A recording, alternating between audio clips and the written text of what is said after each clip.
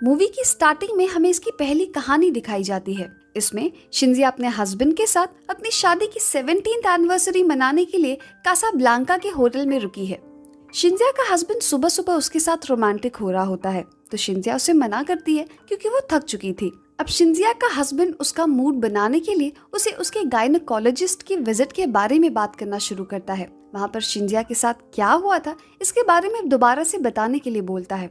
शिंजिया पहले तो मना करती है, लेकिन फिर वो बताने लगती है कि उसके गायनेकोलॉजिस्ट ने उसे किस तरह टच किया और कैसे उसने इन सब चीजों को एंजॉय किया। इसके बारे में बात करते हुए शिंजिया और उसका हस्बैंड दोनों एक्साइटेड हो जाते हैं और दोनों मेकआउट करने लगते हैं। उसके बाद उसका हस्बैंड जब बाथरूम जाता है तभी होटल का एक लड़का अली उन दोनों के लिए सुबह का ब्रेकफास्ट लेके आता है और वो शिंजिया को न्यूड लेटी देखकर उसे देखता रहता है। ये सब शिंजिया का हस्बैंड भी नोटिस करता है। उसके चले जाने के बाद शिंजिया का हस्बैंड शिंजिया से बोलता है कि अगर तुम्हें मोरोको को किसी लड़की के साथ सेक्स करने का मन है तो मैं अली के साथ तुम्हारी सेटिंग करा सकता हूँ। शिंजिया को पहले तो ये मजाक लगता है, लेकिन बार बार पूछने पर वो इसके लिए तैयार हो जाती है। लेकिन वो बोलती है कि ये सब कुछ नेचुरल होना चाहिए, मैं कोई सेक्स वर्कर नहीं हूँ जो कुछ भी कर लूंगी। उसका हस्बैंड बाहर जाकर अली को अपना ऑफर बताता है। अली ये सुनकर तैयार हो जाता है और बाद में जब शिंजिया और उसका हस्बैंड इंटीमेट हो रहे होते हैं तो अली शैंपेन देने के बहाने अंदर आता है और दोनों के साथ खुद भी इंटीमेट होने लगता है। दूसरी कहानी में एक लेडी सफीना दिखती है जो कि एक आदमी ब्रूनो के साथ टेनिस खेल रही है। ब्रूनो टेनिस खेलते हुए उसके साथ फ्लर्ट कर रहा होता है। तभी सफीना के हस्बैंड लुइगी का फोन आता है। उससे वो झूठ बोलती है कि वो ब्रूनो की वाइफ एरिका के साथ टेनिस खेल रही है, जबकि असल में ब्रूनो की वाइफ एरिका उसके हस्बैंड लुइगी के पास होती है। इसे लुइगी को पता चल जाता है कि सफीना झूठ बोल रही है। सफीना भी समझ जाती है कि उसका हस्बैंड लुइगी किसी और लड़की के साथ मजे ले रहा है। इसी जलन में वो ब्रूनो को चेंजिंग रूम में ले जाकर इंटीमेट होने लगती है और उधर एरिका और लुइगी दोनों इंटीमेट हो रहे होते हैं। रात में जब चारों अपने अपने घर जाते हैं तो फिर से अपने अपने पार्टनर को झूठ बोलते हैं।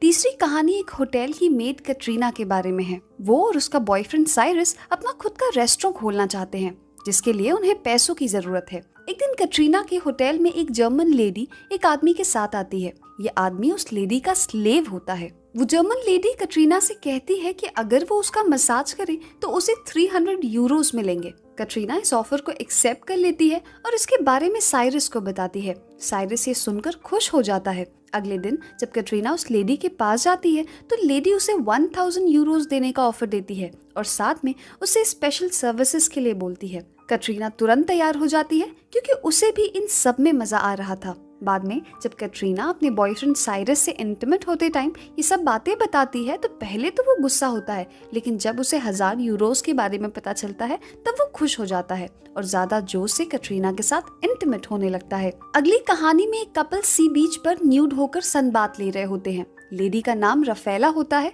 रफेला का हस्बैंड उससे अपनी बॉडी को ढकने के लिए बोलता है, लेकिन रफेला को लोगों को अपनी बॉडी दिखाना पसंद है। इसी बात को लेकर दोनों बहस करने लगते हैं। गुस्से में रफेला अपने अफेयर के बारे में बताने लगती है। उसके अफेयर की कहानी सुनकर उसका हस्बैंड एक्साइटेड हो जाता है और दोनों समुद्र में जाकर इंटीमेट होने लगते हैं और रफेला का हस्बैंड उसे और कहानियां सुनाने के लिए प्रवोक करता है। इस गेम में दोनों को मजा आता है और इस चीज को एंजॉय करते हैं। अगली कहानी में एक फोटोग्राफर अपनी गर्लफ्रेंड एना की इंटीमेट फोटोज खींच रहा होता है। अब उसका इंटीमेट होने का मन करने लगता है और उसके साथ इंटीमेट होने की तैयारी करने लगता है, लेकिन एना इसे इनकार कर देती है। वो कहती है कि वो शादी के बाद ही किसी के साथ इंटीमेट होगी। ये सुनकर अपने सपनों पर पानी फिरता देख एना का बॉयफ्रेंड रोने लगता है, जिससे एना को उस पर दया आ जाती है और वो सेक्स करने की परमिशन दे देती है। एक दिन दोबारा उसका बॉयफ्रेंड फिर से क्लोज आने की कोशिश करता है, लेकिन इस बार एना स्ट्रिक्टली मना कर देती है। एक दिन दोनों एक एजेड कपल हेलेन और नोएल के साथ पार्टी करने के लिए जाते हैं। वहाँ हेलेन जानबूझकर एना को सेड्यूस करने लगती है और उसका मूड बनाने के बाद अपने हस्बैंड के पास छोड़कर खुद एना के बॉयफ्रेंड के साथ सेक्स करने लगती है। अपने बॉयफ्रेंड को सेक्स करते देख जलन के मारे एना खुद उस बूढ़े आदमी नोएल के साथ इंटीमेट होने लगती है।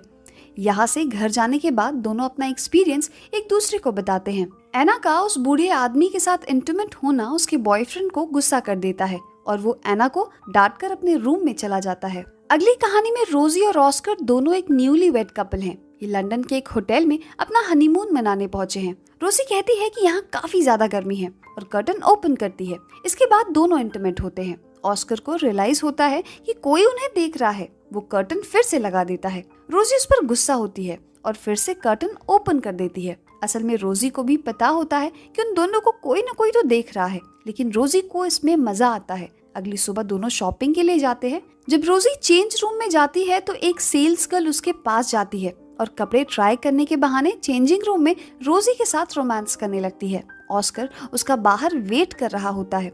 रात को जब वो दोनों फिर से इंटीमेट हो रहे होते हैं तब ऑस्कर को फिर से रियलाइज होता है कि कोई उन्हें देख रहा है। जब ऑस्कर रूम की लाइट बुझाकर खिड़की की तरफ देखता है तो उसे पता चलता है कि कोई बूढ़ा शख्स इन्हें देख रहा है और ये शख्स और कोई नहीं खुद टिंटो ब्रास होते हैं और मूवी यहीं पर खत्म हो जाती है।